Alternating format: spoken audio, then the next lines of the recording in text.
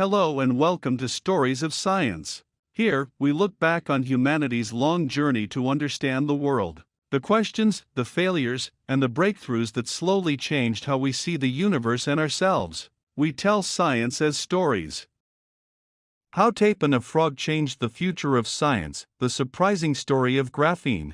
Magnetic fields can make a frog float. Yes, you heard that right. A real, live frog, floating in midair, just like something out of a sci-fi movie. But no, this isn't magic, and it's definitely not CGI. This is a physics experiment, and the man behind this mind-boggling experiment? Andre Geim. He's a physicist, but not your typical, formula-memorizing, lab jacket-wearing kind of guy. No. Geim is more like the class clown of the science world, or the kind of scientist who does experiments that are almost funny, but they're hardcore science through and through. One of his experiments even got the attention of the entire scientific community, and it was so groundbreaking that he won a Nobel Prize for it. It sounds impressive, right? But the experiment that earned him that Nobel, it involved, wait for it, sticking tape on a pencil lead, then peeling it off over and over again, peeling it thinner and thinner, until it was just one atom thick. This material is called graphene. It sounds like the name of a cool new fast food joint, doesn't it? But it could actually revolutionize future technology. Electricity flows through it faster than a race car. It conducts heat better than copper. It's almost transparent, but stronger than steel. Imagine a smartphone screen made from this stuff. It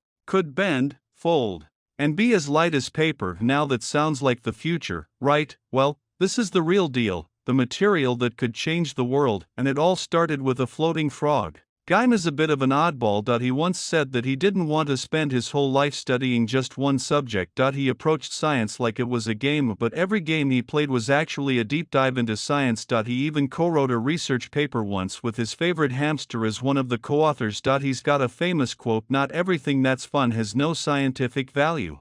With Geim, science fiction ideas and serious science often mix. So today, we're not just talking about an average scientist. This is the story of a scientist who made the world laugh while changing the future with something as simple as tape. Ready? Here we go.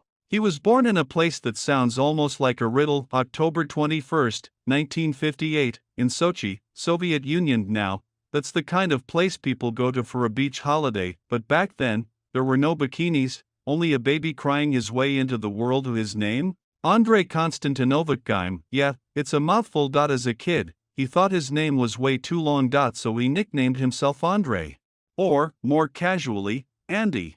His parents weren't exactly ordinary people. They were engineers, not the kind who fix radios. They were real engineers. In the Soviet system, this meant they knew how to make machines, systems, and structures work, one layer at a time, and this knowledge subtly shaped Geim's future. His dad was Konstantin, his mom was Nina. At their dinner table, science was a more common topic than mashed potatoes. It's been said that while other kids would talk about jokes, Geim's family kids would discuss physical laws. Their heritage was interesting and complicated: German roots, and a distant Jewish background on his mother's side. In those days, these labels weren't just casually thrown around. They were things you heard stories about, but sometimes, those stories shaped your entire life. I'm imagining a child at the dinner table, being asked, "Was your great-great-grandmother Jewish?"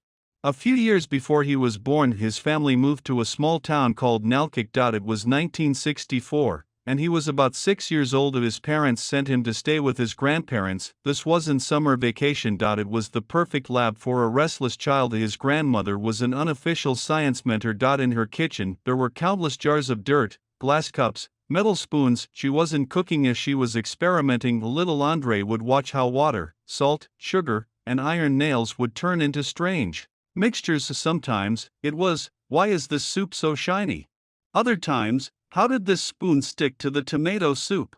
And all of this taught him one thing at a very young age: the world is constantly answering you as long as you dare to ask questions. His grandmother didn't teach him physics formulas, she taught him curiosity, and that, my friends, is more dangerous than any formula, because curiosity will lead you to ask questions like, what happens if I stick a magnet to a nail, then stick it to the fridge? What will it do? The answer, of course, is that it sticks to the fridge, but for little Andre, that was his first why not question. He loved playing with magnets. He loved playing with nails. He loved playing with copper coils, and he loved small motors powered by batteries. One day, he piled all these toys together, and sparks flew. Not dangerous sparks, but the kind that made him immediately think, science is cool. He dropped the toys, stared at the spark, and asked himself, why doesn't everyone play like this? He wasn't the quietest kid. Neighbors complained, his teachers complained too, but in their complaints, there was often one word too curious. It wasn't a polite word, but it was the best description of him. One winter he hid his father's compass behind the fridge. It took his dad 3 days to find it. He said, "This isn't a lost compass, this is a prophecy." It was his first magnetic experiment, though he only wanted to have fun. In school in Nalkik, he wasn't the best student, but he was the one who asked the most questions. One teacher once said if he read the textbook twice, he'd probably be a genius. And his response, I can read it 3 times, but I'd rather know the meaning behind it. At 12 years old, he explained to his whole class why batteries heat up. He used 4 chopsticks, 2 wires, and a flashlight battery. By the end, the teacher realized it wasn't a disruption, it was creativity. By high school, he had turned his house's collection of magnets into a mini laboratory. Other kids would bring their matchsticks and knives to try and replicate his experiments. Once, someone asked him, "Are you trying to be a scientist or a magician?" He paused, then he answered seriously, "Physicists sometimes deceive better than magicians."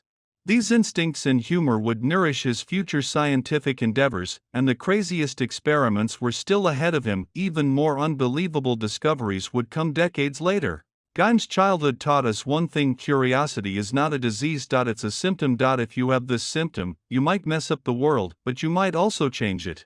In 1987, Andre Geim embarked on a new chapter of his life, and no, he wasn't off on vacation. He was headed to England, with a PhD in hand, suitcase packed. He hopped on a train to Bath. Bath is a beautiful city, known for its Roman baths, but Geim wasn't there for a dip in the spa. He was headed to a physics lab. Can believe me, the lab was a whole lot colder than the thermal waters. This was Geim's first taste of postdoctoral life in the UK. The hallways of Bath University were so quiet you could hear the tick-tock of a clock echoing, and the coffee machine? That was the real heart of the lab. Everyone was hooked on coffee, some even used it as part of their experiments. And then, of course, there was the British tradition of afternoon tea. The teacups were fancier than the beakers he used for his experiments. Some people poured the milk first, others the tea. It's one of the great British debates: milk first, or tea first. And trust me, the debates were more intense than calculus, but what he loved most, the freedom to explore. Unlike in the Soviet Union, where every step had to be reported, in England, you could propose a wild idea, and someone would actually listen. That's when it hit him: science could finally breathe freely. In Bath, he worked on some early low-temperature magnetism experiments. Picture this: wearing a thick helium-cooled jacket, you'd feel like you're walking in space, but really, you're just trying to cool down a sample to near absolute zero. Then came Nottingham. An old city, home to the legendary Robin Hood. But in Geim's lab, the thieves weren't bowmen, they were the printers that loved to steal your notes. It was in Nottingham that he first laid eyes on an electron microscope, and let me tell you, the microscopic world is way smaller than you think. Blink, and the particles jump to another atom. A blink again, and they turn into patterns. Geim jokingly called it the microscopic Rubik's Cube. In 1989, he moved to Denmark. Denmark's research culture was a little different. They liked to discuss the universe and philosophy. In a Danish bar, debating who came up with the idea of the Big Bang was totally normal. Back in the Soviet Union, that would have been called a late lunch. But in Denmark, it was just scientific socializing.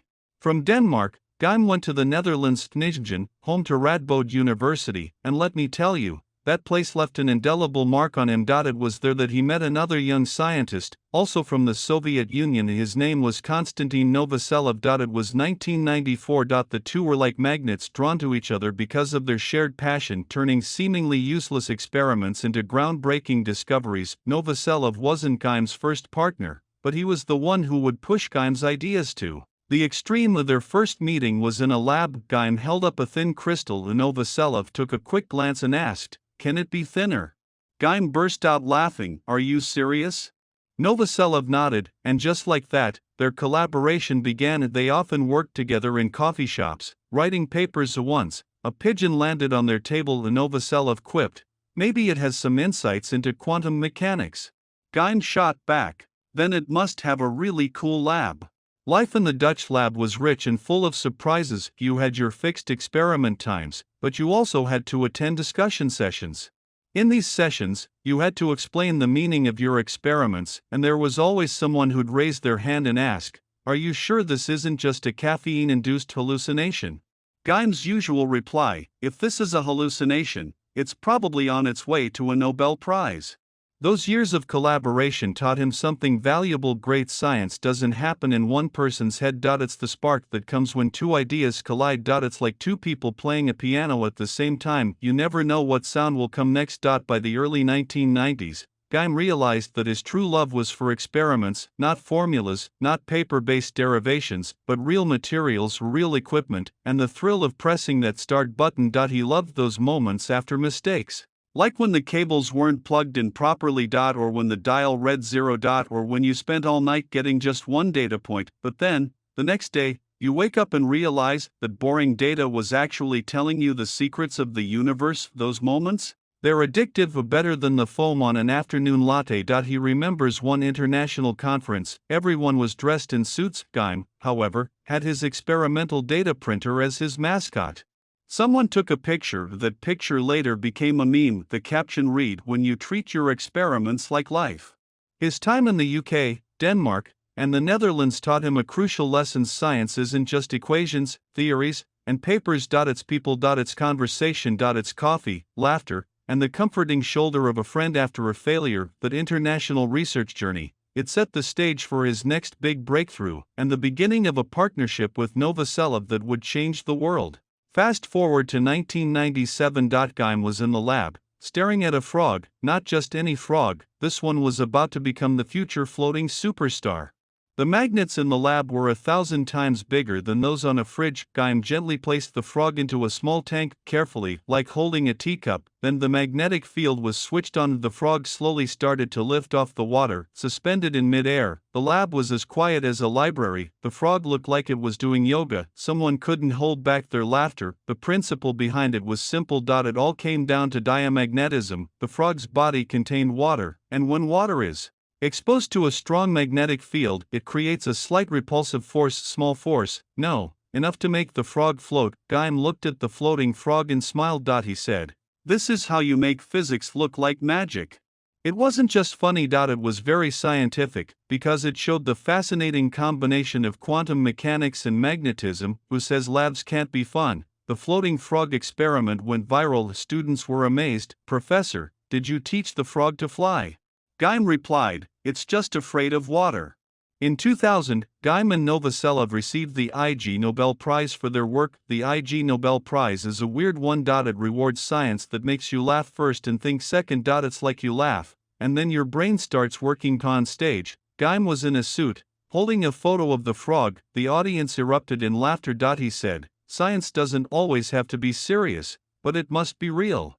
This experiment didn't just change Geim's career, it changed the public's view of physics. Science can be funny, science can be eye-catching. Science, it can make a frog float. That's Geim's style, playful, yet precise, absurd, yet full of wisdom. He used humor to make complex science feel accessible. The floating frog wasn't just a joke. It was a reminder that science can be as magical as it is real. In 2004, in a lab at the University of Manchester, Andre Geim sat at his desk, just like any other day. On his desk, a roll of transparent tape, yep, the kind you use in an office to stick papers together, and in front of him, a simple piece of graphite, the stuff inside pencil leads. A colleague walked by, saw him working, and asked, "What's your latest crazy idea, Geim?"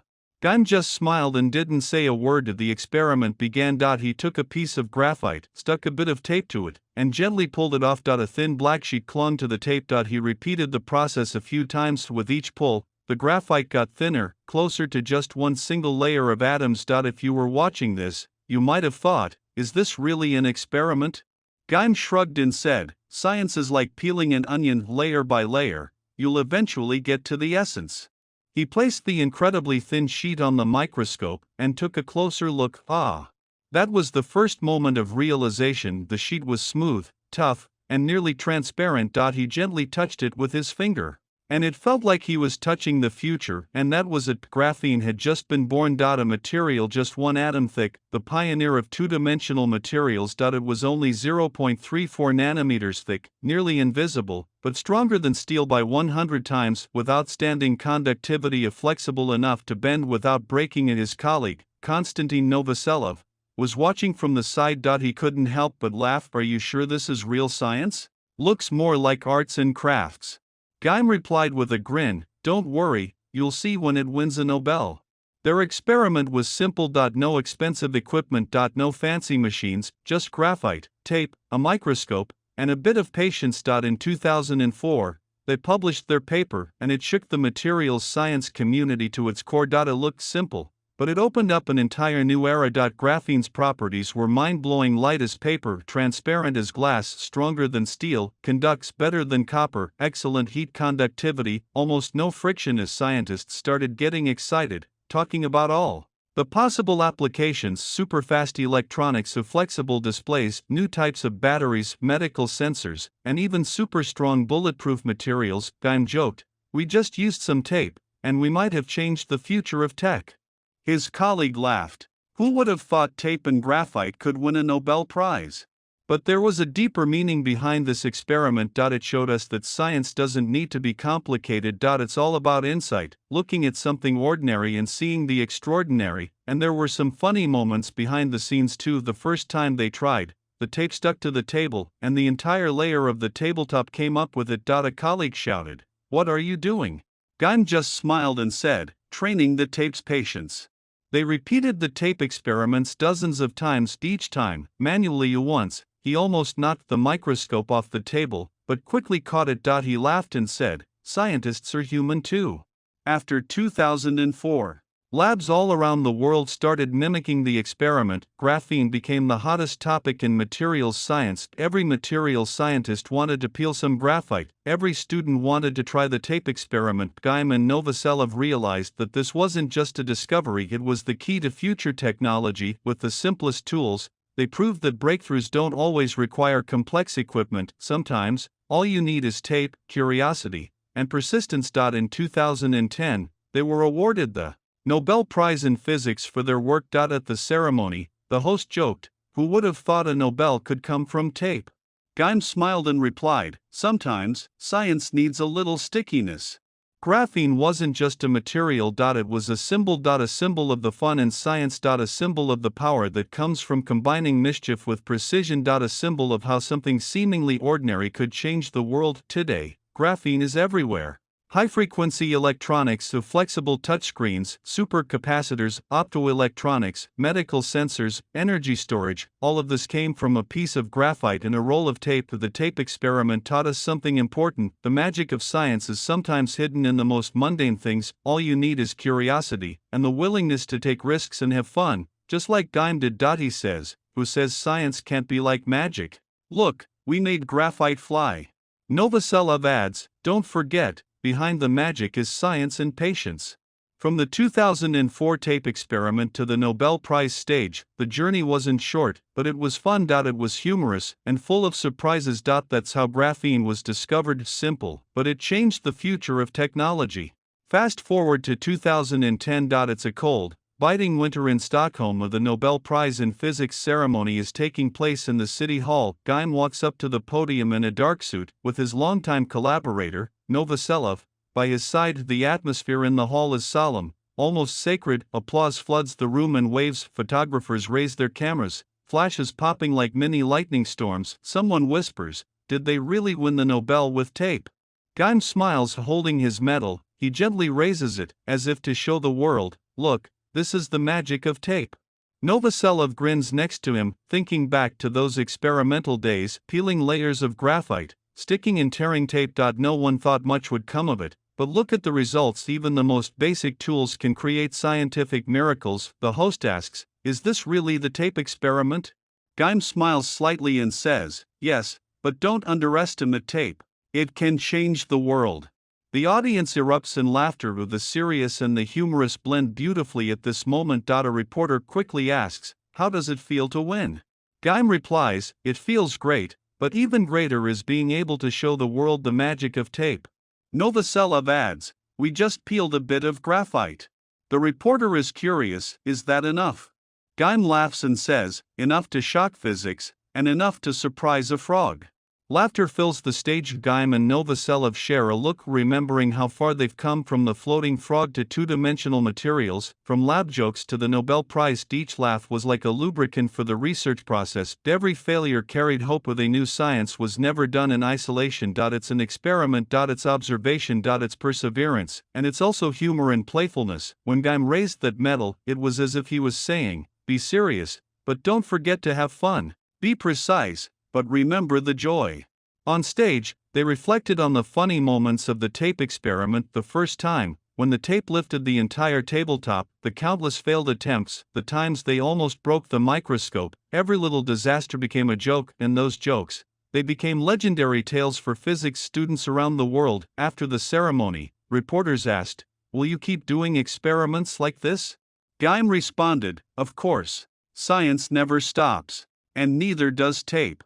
Novoselov nodded. Sometimes, innovation is hidden in the simplest things. The Nobel Prize wasn't just recognition. It was a confirmation of years of hard work, but also of humor, curiosity, and mischief. From the tape experiment to graphene, from floating frogs to two-dimensional materials, every step was full of wisdom and fun. Geim and Novoselov stood on that stage smiling, knowing that behind those smiles were years of trials, failures, and persistence. Every experiment was an adventure. Every laugh was a source of energy, and that moment on stage, it froze a piece of history. But for Geim, science was still moving forward. The tape could still play a part. Who knows where the next magic will happen? The people who change the world usually just think one step deeper. If this story made you see things differently, hit like, subscribe, and save it. See you in the next story.